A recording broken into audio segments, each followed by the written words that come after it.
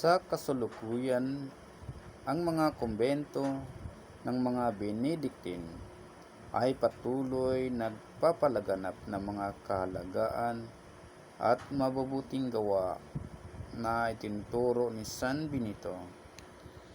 Ang kanyang dedikasyon sa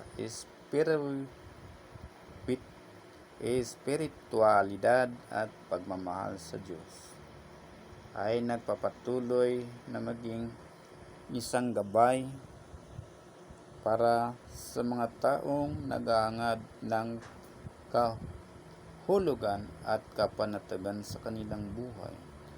Sa susunod na bahagi ng artikulong ito ay bibigyan natin ng malalim na pagtingin ang mga kamangha-manghang mga himala na naganap sa buhay ni San Benito at ang kahalagaan ng kanyang mga